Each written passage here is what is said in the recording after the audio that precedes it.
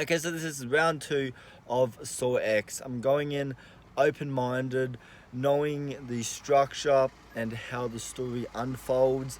I'm going in as open-minded as possible, um, but I'm also going in as a long-time Saw fan as well.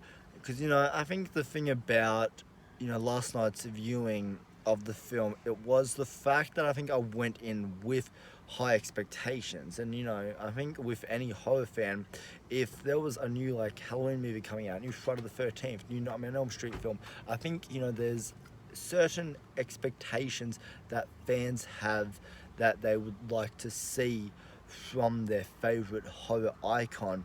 And, a certain, I guess, a certain look and design and structure and, I guess, formula that those films follow. And then when that film doesn't line up with what, the original formula is, it definitely throws a fan off, like, a little bit. Like, there's nothing wrong with, creating something new, or trying something different. I think that's all part, of experimental. I think, in order to keep a franchise alive, I think, you kind of have to I think you kind of have to, reinvent it, to a degree, and, do some stuff new to really, keep the franchise fresh and on its feet, and, to keep the money coming in. So, I can see why they did what they did in this movie. So, I'm gonna go in, and accept the journey, accept the film that Saw X is.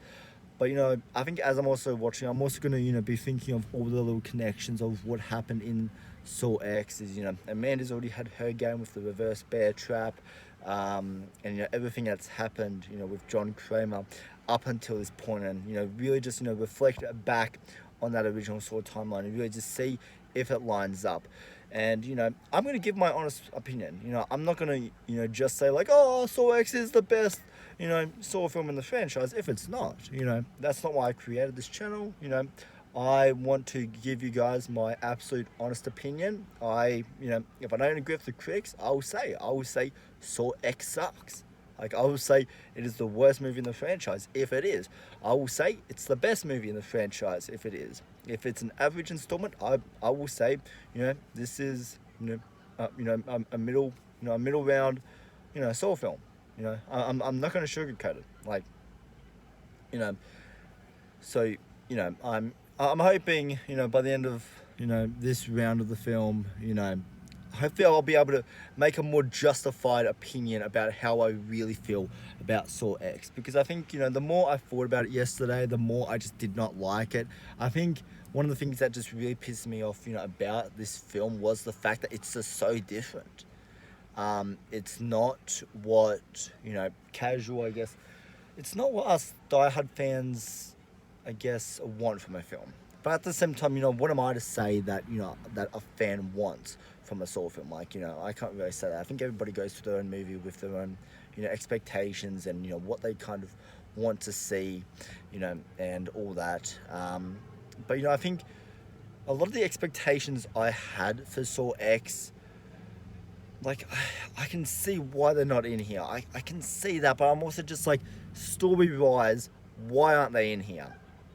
Why aren't they in here? And this is directed by, Kevin Gruett, which, he directed Saw 6 and Saw 7. So there's one, subplot in particular as to why it's not in here.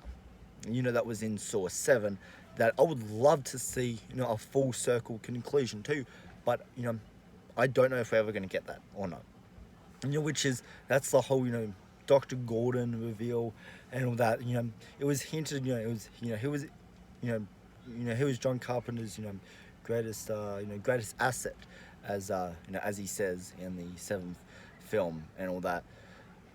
Where's where's the trust? Where's the fucking, where's the training for this guy? Because, if this film takes place a couple of weeks after Saw, that means Dr. Gordon would be fully healed. Like, I'm gonna say, that this film is like 4 or 5 weeks, after the first Saw. So, I'm kind of thinking, that, Dr. Gordon, he would be well on his feet by now. And I'm also, just kind of thinking, Saw X, this would be a great film just for, Dr. Gordon to be training. Like, I would love to see, you know, just like a montage or just a sequence or a story of just Dr. Gordon, you know, training his apprentices. We haven't seen that yet. We see, you know, we see them doing stuff for him, but we don't actually see, you know, a full on, you know, sit down, you know, you have to do this, this, and this, and this, and all that. You know, I would just love to see a film where it's focused on just John Kramer, you know, training his apprentice. I think that would be an interesting you know, story. And, you know, I think while they kind of do that in Saw X with, in here with Amanda, sort of, kind of, you know, yeah, not really. So, you know, that was, you know, that's something, you know, I would like to kind of, you know, see something for, and, you know, I don't know. Like, you know, I'm going in, fuck me, those lights are bloody bright. Jesus Christ, mate. Seriously. Fuck. Yeah. Anyways. You know, I'm going to put it down here just because it's so fucking distracting looking over the camera and just seeing a fucking light stare back at me, you know what I mean? And, you know, since it's so bright. Yeah, there we go. Okay, cool.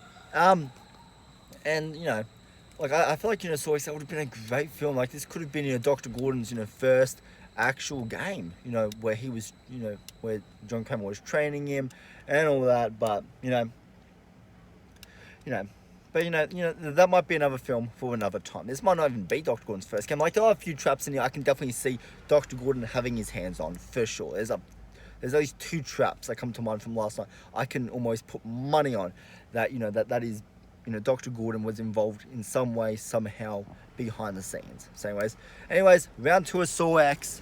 Let's go. Let's hope I enjoy it more this time. So, here we go.